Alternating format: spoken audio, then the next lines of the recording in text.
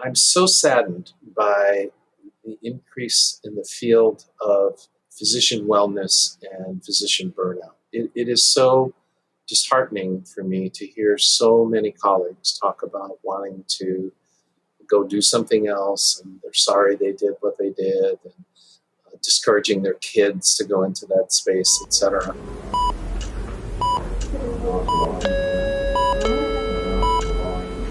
Paging Dr. Cook.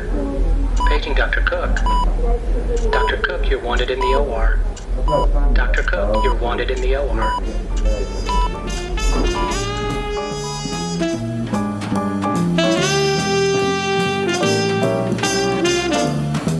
Welcome to the Prescription for Success podcast with your host, Dr. Randy Cook.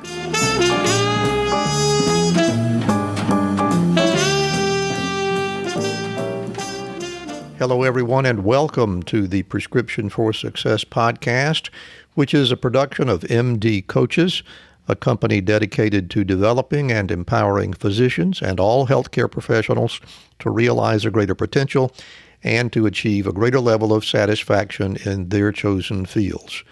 You can find MD Coaches on the web at mymdcoaches.com. Well, I've got a really interesting guest for you today that I'm excited to have with us, but before we get into the interview, here's a message from Dr. Erin Weissman about her podcast, Dr. Me First, which is also heard here on the Doctor Podcast Network. Hey there, this is Dr. Erin Weissman. I'm a fellow Doctor Podcast Network member, life coach, and mama 3. I kick butt, I take names, and I help other high-achieving people do the exact same. And today, I want to invite you over to my podcast, Dr. Me First. It's well over 300 episodes, and each one is filled with inspiration and advice from amazing guests. So grab your wife, your mom, your sister, your best friend, and come tune in as we explore what it means to be a woman in medicine and a woman in this world. Because this podcast is a dose of everything that I needed when I was burned out, exhausted, and ready to quit it all. At the end of the day, I do this to help you feel more connected to yourself and to connect with others. I love to end my show with a kick of encouragement, so here's my favorite tagline. Your life, your calling, your pulse matters. See you over at Dr. Me First. Well, my guest today, I think, can justifiably be called a pioneer in his field. Dr. William Ennis is the Catherine and Francis Burzik Professor of Wound Healing and Tissue Repair and the Chief of the Section of Wound Healing at the University of Illinois at Chicago. He has been and continues to be one of the chief architects in this totally new specialty of wound healing and tissue repair. So, let's hear Dr. William Ennis tell his story.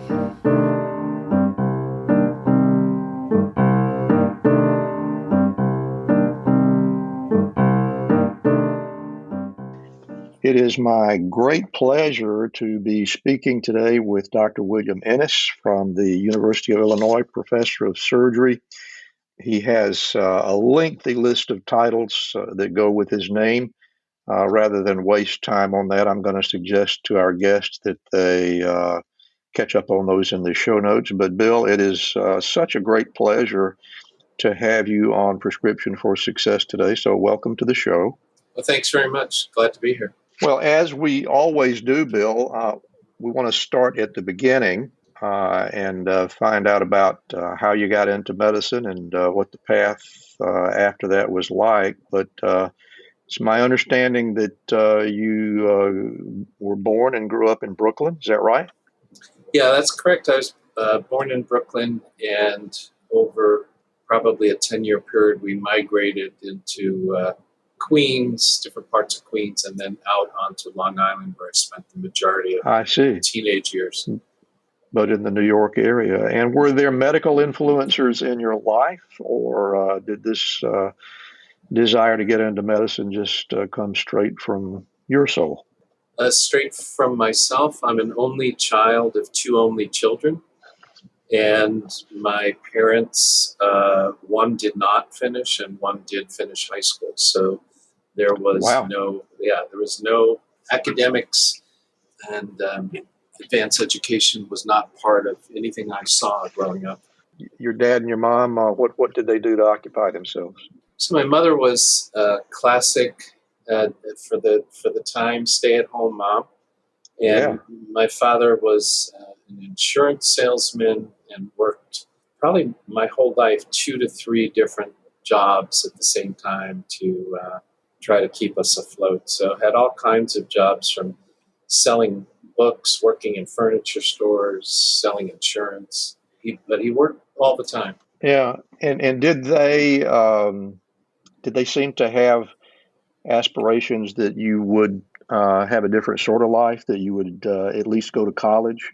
Yeah, they were pretty adamant about that. That really wasn't given as an option to me. That I was told I was going to college probably when I was in first grade. Wow! So they must have been pretty proud. Yeah, as we'll chat. It's a circuitous route, but they encouraged college very strongly. Both of them. My father, in particular, was always embarrassed about his lack of education. Yeah. And he told me that was something that he would never want to see hold me back. Well, I bet what happened definitely made him proud. And so undergraduate school turned out to be sunny at Stony Brook. Yes. When you went there, did you have medical school in mind, or did you have any idea of what was going to happen next? So, interestingly, I got accepted to Stony Brook and attended 5 days and was in freshman chemistry with 750 other kids. And the teacher said, look to the right, look to the left. One of you is not going to be here in 4 years, and you wouldn't make it into any advanced program. It just seemed like a completely different universe. I came home and told my parents that I didn't want to go there. And that didn't go over too well. But the next day, we went to SUNY State University of New York at Farmingdale, which was a 2-year community college. And I enrolled and disenrolled from Stony Brook. So I actually started out in a community college, not exactly the route that one takes trying to get into a medical school someday, but nonetheless, that's where I started, and did a research associate's degree, and got aligned with a guy who was the head of medical and biotechnology, and did research for 2 years while I got an associate's degree. So, and at that point, did you have the formulation of a plan of what was going to happen next? Yeah, I was going to think about transferring back to Stony Brook. One of my faculty was really strongly advising me to go to Cornell. He was a Cornell professor, and then I don't know how he ended up at this community college, but he had written a giant textbook in microbiology and was a pretty famous guy. And so I talked to my parents about that, and the cost was through the roof, and we had literally no money. And so I did transfer back to Stony Brook, but not at all interested in medicine. At that point, I was pretty convinced I was going to get a PhD in biochemistry or microbiome or in the biological sciences. But you wanted to be a scientist, right? 100%. I had read in probably 7th grade, I had already read high school textbooks on biology and microbiology, and I had a microscope, and I used to get pond water and look at paramecium. I mean, I was doing this stuff when I was in 6th grade, 7th grade. So that was my future plan, was to go into research. And then, so the decision to go to medical school, to go to osteopathy school, when did that occur, and who put that seed in your head? Yes, so it's always interesting what guidance counselors, what information people give you, and how if you listen, sometimes your life would be a completely different pathway. I was told when I got into Stony Brook that my GPA would drop at least 1.0 because Stony Brook was such a hard school and Farmingdale was such an easy school, and that I had no chance of competing against people that went to Stony Brook for 4 full years. So that I shouldn't apply to medical school until after my senior year and do a gap year, which they didn't call gap years back in the day, but nonetheless, that's what it turned out to be. And it was just the opposite. My GPA was extremely high at Stony Brook, way higher than the community school. And frankly, I found it easier than. None of us that know you are surprised to hear this. And then I took a gap year in the Department of Anatomy at Stony Brook while I applied to medical school. I did not have an interest in medicine. I did a summer externship at Brookhaven National Labs, and my mentor for the summer told me that I shouldn't get a PhD. I should get an MD PhD because I would have better access to clinical trials. And so that's, frankly, I applied only to 5 schools, 3 of them MD, PhD, 1 of them MD, and then 1 of them DO, because somebody told me that there was an osteopathic school near where I lived. I literally, at that point, did not know what it was. And I got accepted to Stony Brook on a wait list, so it would have been 1 more year of waiting. I got accepted to the osteopathic school, so I went back to Brookhaven and talked to my mentor and said, I don't know what this is, but this is what I got accepted to. And he said, I'm from the military. DOs and MDs are the same thing. You can get any NIH grant you want. Don't waste another year. Go to the medical school. It's good advice.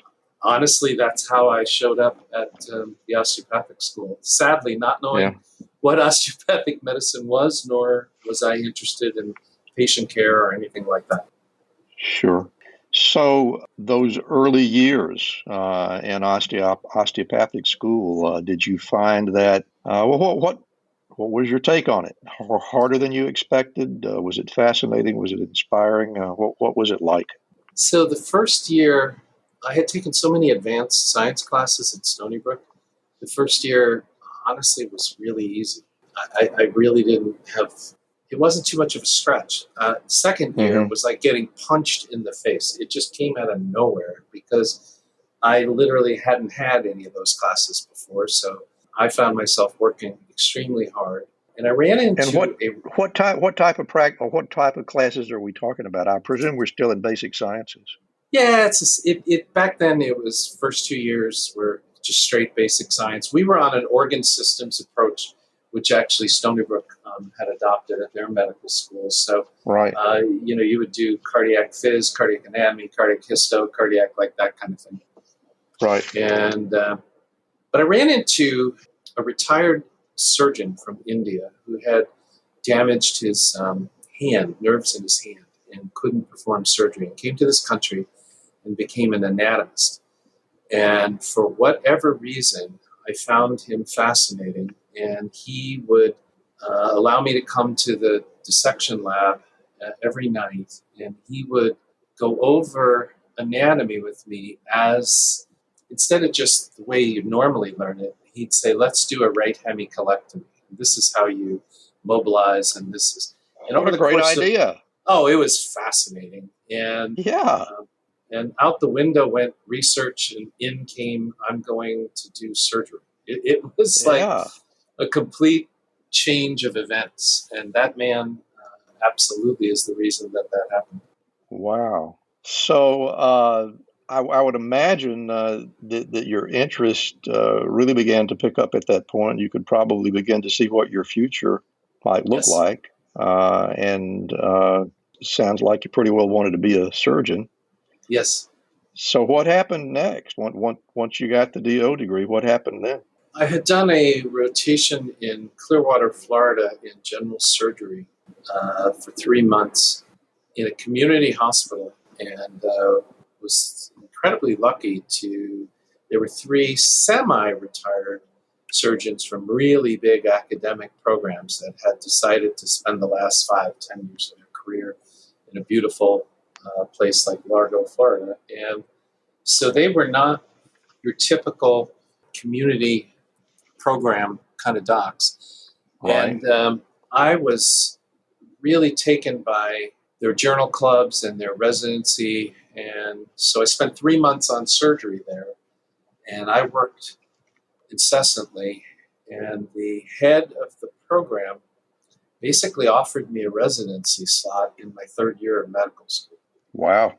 And told me, please don't apply anywhere else. And to be honest, I never did. I never even contemplated going to any other residency. I just finished out all my rotations and stayed in touch with this doctor throughout that entire time. And when it came time to apply for the integrated 5-year program, I applied to only one place, which my father told me was the dumbest thing he'd ever heard anybody do. And he's like, what if this guy changes his mind? You have nothing in writing. You have Right. And I said, no. This is in the bag. This is where I'm going to go. And I got in, and that's where I trained in Gen Surg. You want to hear a little bit of a small world story? What's that? When you were in Largo, I was actually practicing a few blocks away from you at the diagnostic clinic at Largo Medical Center. At Largo Med? No kidding. Absolutely, yeah. Wow. And I was trying to remember, and I'm a little embarrassed that I can't. One of the older surgeons at Suncoast was a gentleman that I actually testified on his behalf in a malpractice trial, which he won. But in any case, I had some connections over in that Dr. area. Elliott? Yeah, Elliott? That's exactly who it was. Yeah, because exactly he only had the man had like one loss, and I bet you money that was a hematoma in the neck after a thyroidectomy. No, this one had to do with a decision to operate or not to operate on a perforated ulcer. It was something that should never have been brought to discovery, but you know how it is. Gotcha. Yeah. But in any case, I knew Dr. Elia very well. He's a great surgeon. His daughter and my daughter went to St. Paul's School across town. So, that's amazing. Anyway, we're not going to make this about me. I promise. I want to get back to your story. No, but that's amazing. It really is. So let's get back to residency. People have different ideas about that, particularly if you're a surgeon. Some people find it to be the most trying experience of their life. Some people find it to be the most delightful. Usually it's somewhere in between. So what was residency like for you? It was awesome. It was just 100% work, reading, studying. Dr. Elliott, Dr. Reagan, Dr. Lowry, Dr. Carr treated me with incredible respect, and I can't say enough about those 4 guys. They gave of themselves to my education. They allowed me to do out rotations at Cleveland Clinic and trauma centers in Detroit, and they knew that I had an interest in vascular at that time, and allowed me to scrub every vascular case that happened in that hospital, whether or not I was on service or not. And for that, I worked. There wasn't a thing that would slip that I would let happen on that service for those guys because of the way they treated me. So, I hear that from a lot of people, how horrible it was. And, this is before work hour restrictions and stuff. So there was a little bit more work than currently goes on, but I wouldn't have changed those 5 years for anything. Sounds like you had a really great experience there. So, that was great. It was congratulations to you for that. So, I don't want to skip over anything that you would like to talk about, but the thing that I know you best for, and I think most people know you best for, is your work in wound care and chronic wound healing. I'm fascinated that you have 3 different board certifications, including family medicine, plus certification in undersea and hyperbaric medicine. But what really fascinates me about this, Bill, and I'm really interested to know how you got there. I don't have to tell you that most people see vascular surgery as a methodology to attempt to salvage limbs, to restore blood flow to the brain, and those sorts of things. But your interest went way beyond that, to the whole pathophysiology and management of difficult to heal wounds. And I'd like to know how you moved into that territory. So Elliott helped me hook up with a guy named Dr. John Sloan in Chicago. and he was a vascular surgeon. I desperately wanted to go to the Cleveland Clinic for my fellowship, and spent 3 months with Norm Hertzer. And he wrote letters of recommendation for me. And that was the last year that osteopathic gen surg residents were not allowed to take vascular fellowship training in the MD side. 2 years later, and now all the GME is all under one umbrella now. But back then, so Dr. Hertzer had to come to me and say, I don't know what to tell you. I literally can't get you into this program. And he wrote this beautiful letter to Dr. Sloan in Chicago, and they took me for the fellowship. So I ended up doing peripheral vascular, and there was a wound clinic. I don't even know if I want to call it a wound clinic. It was like an Uniboot clinic on one day and a diabetic foot clinic on another day. Yeah, and those were the old days.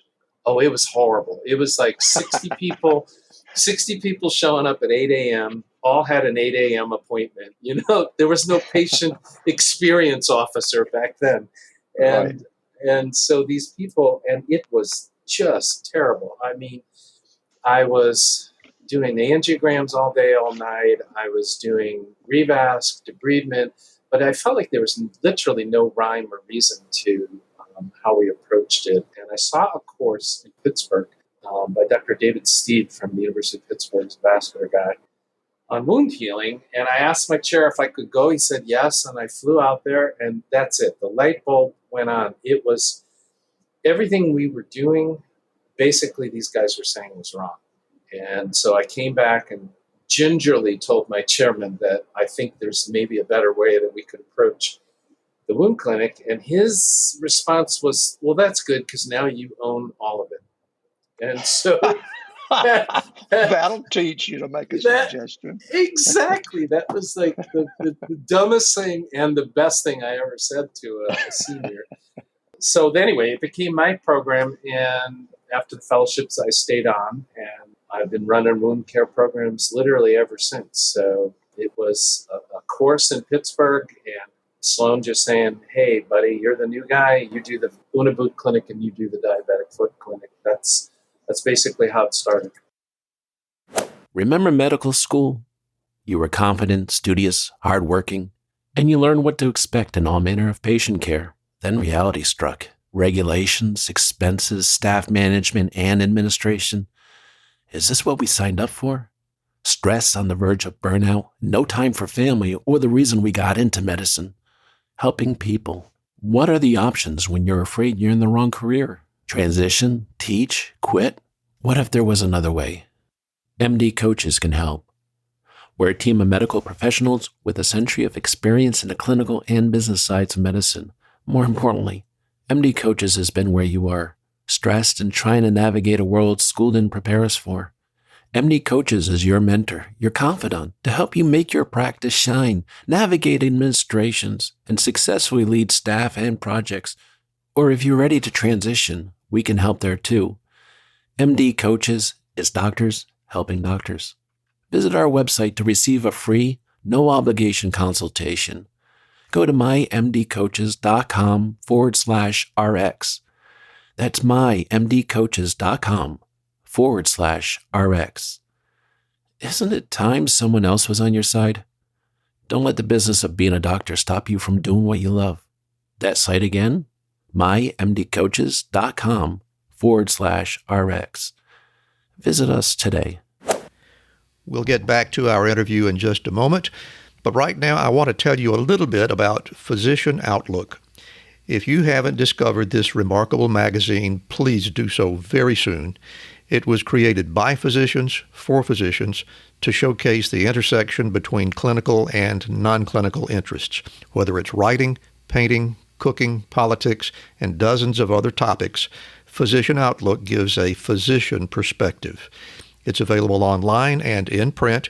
It's really unique among physician lifestyle magazines. And like the Prescription for Success podcast, Physician Outlook amplifies the voice of any physician who has something to say. It also engages patients who still believe in physician-led, team-based care.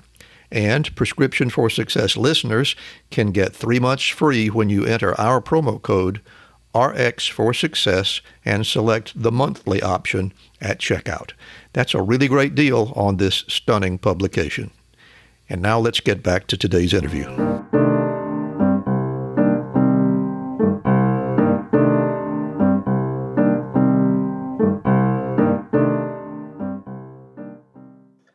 The other thing that I'm fascinated with, and I think you've had a considerable influence on this, is the way that chronic wound care has evolved into a much closer cooperation of previously disparate interests. You know, we have the vascular surgeons, we have the endocrinologist, we have the dermatologist, we have all kinds of people interested in chronic wound care who had no interest at all in it. You know, certainly in the early parts of my career. And I think you've had a big influence on that with organizations such as the AAWC. Can you talk about that a little bit? The program continued to grow, and about 8 years into it, I was doing a lot of clinical trials. I partnered with a PhD in biochemistry who became my co-author on probably 50 papers and studies, and he was in the clinic with me all the time. And it became an impossibility. I was doing distal reconstructive cases. I was in the vascular clinic, the wound clinic, doing clinical trials. There was it was overwhelming. There was not enough time to get it done. And so I proposed to my chairman that we just do wound care, and literally looked into changing the malpractice structure and taking a sabbatical, and found out that we couldn't do it without literally having some other type of credentials.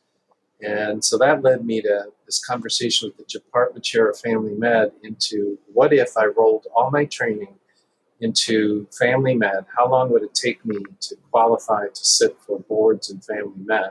And they gave me, I think it was like 18 months worth of credit, and I had to do like 15 additional months. And so I picked electives in endocrinology, every single thing that touches wound care, I specifically picked. So derm, which is just about everything. Yeah. Yeah. So I was able to obviously cut out gen surge and things that I already knew. And so I finished that, took the boards, and then basically didn't go back. Stayed in the Department of Vascular Surgery as faculty, but then ran the wound care program. And it was really at that point that I saw, to your comment about disparate, there was no interconnectivity with all of those things. And each of those people didn't really know what the other person brought to the table. And so a bunch of like-minded people started talking about this, and we founded the AAWC. At that time, it was really just a membership organization under HMP Publications for the annual conference, which was the Symposium Advancement Care. And for the audience who might not know, I apologize for the interruption. That's the Association for the Advancement of Wound Care. Yes. And it was the first multidisciplinary venue where people who had some type of interest in this space could congregate and meet at an annual meeting. So yeah, that was the first thing that I did kind of politically and outside of the realm of the pure clinics to try to organize the space. It grew rather spectacularly, I would say. How about you? Yeah, it got up to a couple thousand people coming to a meeting, and in its heyday, it was really well attended and considered the place to be for an annual meeting. Were you surprised by that? Yeah, I was. I didn't know that many people had an interest in this space. You know, we were all operating in our own little silos in our little towns and cities, and we didn't know there were others. You know, so this was the first time that I think a group of people were able to say, "Hey, I'm interested in that too." And so there's a lot of sharing of ideas and a great camaraderie, really, at the peak of that meeting. And then at some point, you thought it might be a good idea to have fellowship training in wound healing and tissue repair. Yes. Apparently the first guy that ever had that notion. Yeah, probably not the first guy that ever had that notion, but well, you made it happen. Yeah, probably the first guy that decided to keep running up that hill and just forcing the issue.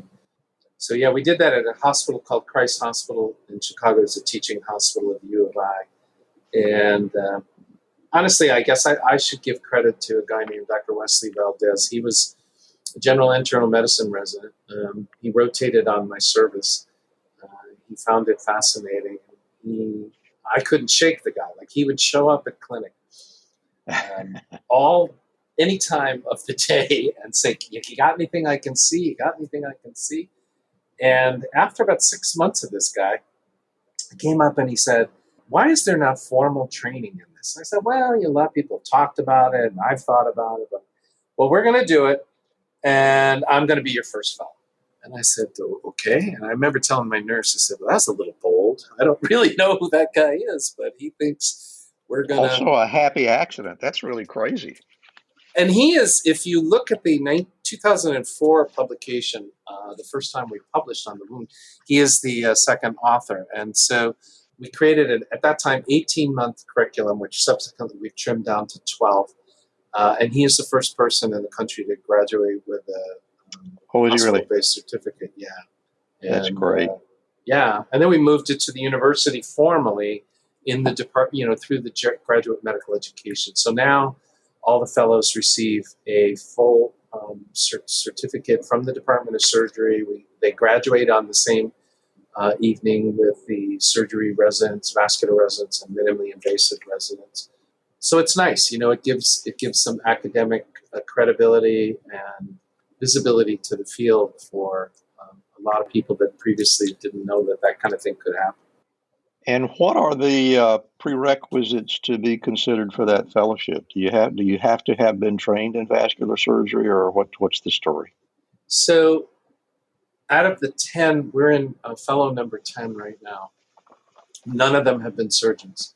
So what we're doing here is taking family med, internal med, geriatrics, rehab docs, and hybridizing them, essentially making them more procedural.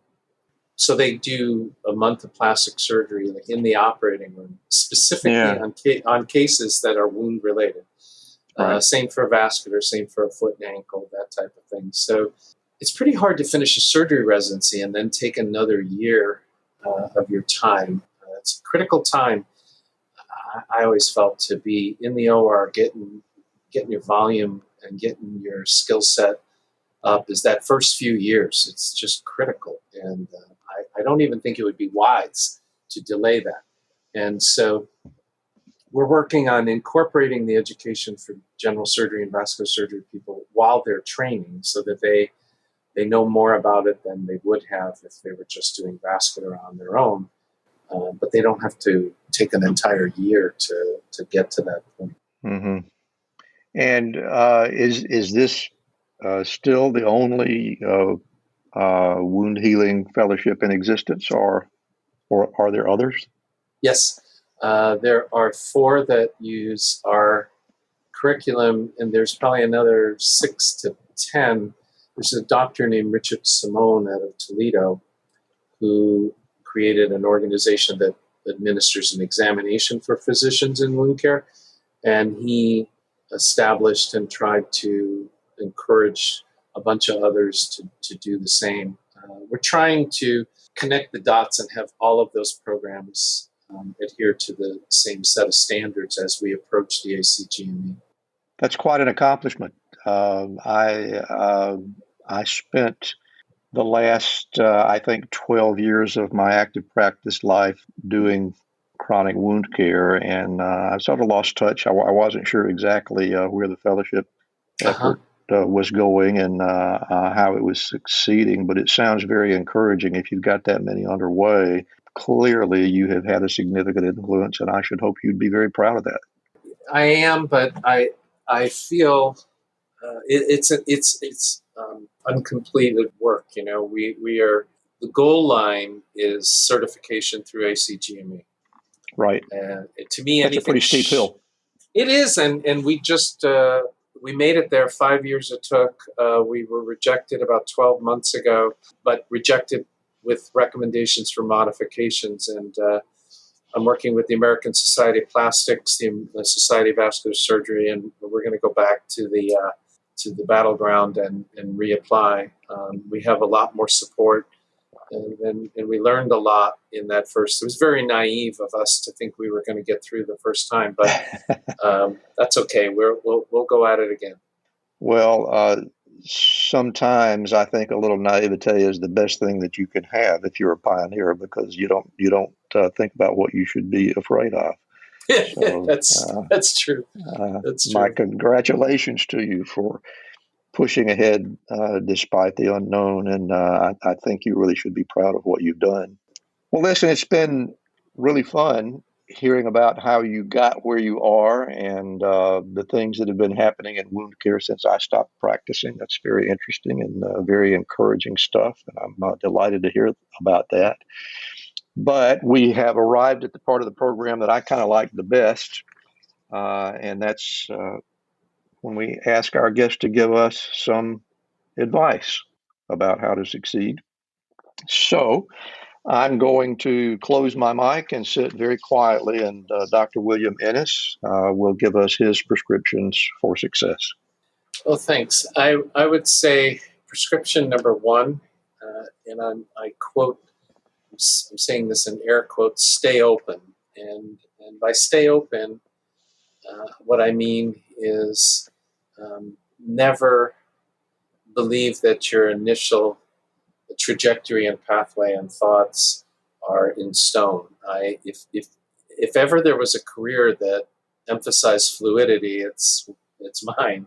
And starting from wanting to be a basic scientist to being a doctor doing clinical trials to being a surgeon to being a wound care person to getting business degrees to doing wound care in the political world of the ACGME. It's basically if you don't stay open to those things, they're not available. I have a great mentor whose quote to me always is "Stay in traffic," and by that he means go to meetings and be in places that are out of your box of comfort and get to know people and get exposed to other things. So that leads me to prescription 2, which is to seek and to cultivate and then use the counsel of mentors. I don't think that that's emphasized enough for medical students and young early docs. I have been incredibly blessed with a series of people that have essentially guided and helped me get to the place that I've gotten to, and I never would have been in this place without all of those people, not just one of them, but all of them. And so I'm really blessed because I can name so many, but I talk to young residents and students today and they can't think of a person. They don't even know how to go about finding a mentor and stuff. So I think that that's incredibly important. And the last prescription for me is I'm so saddened by the increase in the field of physician wellness and physician burnout. It is so disheartening for me to hear so many colleagues talk about wanting to go do something else, and they're sorry they did what they did, and discouraging their kids to go into that space, etc. And so my third prescription is it's so cliche, but it's to be happy, because being happy is the opposite of burnout. And I can't wait, frankly. I know it sounds corny, but I really can't wait for every day to start. And the things that we have here at the university, and again, I have an amazing team and great support by my administration and all that kind of stuff. But I also have the benefit of working for Healogics and doing that on the side as a consultant. So nothing gets boring because there's so many different avenues. And the key is to be happy. If you hate what you're doing, you probably shouldn't do it. And if you're smart enough to be a physician and be trained and have a board certification and be working somewhere, you're smart enough to do a ton of other things.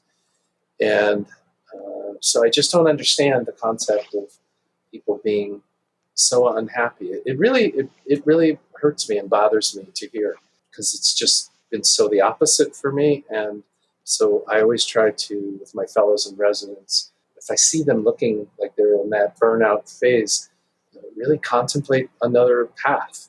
And I try to help people go into those areas, whether it be consulting or business or the business of healthcare, et cetera. So I think that's what I would say is my 3 prescriptions, at least out of my own life experience. Well, Dr. William Ennis, thank you so much for sharing that wisdom with us. There is volume right there, particularly that part about remembering why you're there and remembering to embrace the joy that it should bring. And I guess the other thing that goes along with that is that if you're not finding it for some reason, maybe you should think about making some improvements rather than just putting up with what's going on. That's obviously what you did Yes. in the world of wound care, and it worked out very well for you. So, again, thank you. I really am inspired by what I've heard, and I appreciate the opportunity to have a conversation with you. Before we go, I want to give you an opportunity to let people know where you can be found. So if you have anything that you'd like to share about where you can be followed, email addresses, websites, Twitter handles, books that you've written, anything that you'd like to share, now is the time to do it. I would say the American College of Wound Healing and Tissue Repair, so that's acwhtr.com. That's the main website for our society, not-for-profit that we founded that is driving this whole ACGME application process. And there's a lot of educational opportunities on that website, conferences that we run. The other one would be, there's a lot of, there's a commercial side to Healogics, which is a for-profit company that sets up wound care centers at hospitals. But the website, healogics.com, also has something called the Wound Science Initiative, which is something that I contribute to, and I write white papers, articles, and there's podcasts and webinars and different things on what's happening in wound care today. So it's really, it's not, you don't have to be in a Healogics wound care center to go to the website and see some of the educational offerings. So I would say those two are probably the best opportunities for people that want to take a peek at what wound care is. Well, I bet a lot of people will, and I bet they will be happy that they did.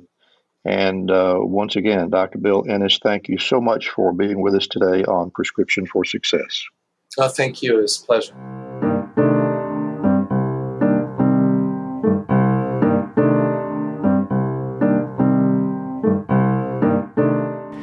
Well, thanks again for joining me today for my conversation with Dr. Bill Ennis. I hope you enjoyed it, and don't forget to go hang out with my friend, Dr. Aaron Weissman, over at Dr. Me First on your favorite podcast app. Also, remember that you can find more information about Dr. Bill Ennis and all of my other guests on our podcast website, rxforsuccesspodcast.com. We really appreciate it when you leave us a review, and especially when you leave us a 5-star rating. We love hearing your comments. We'd also like to know who you'd like to hear on the show. So thanks so much for listening, and don't forget to fill your prescription for success with my next episode.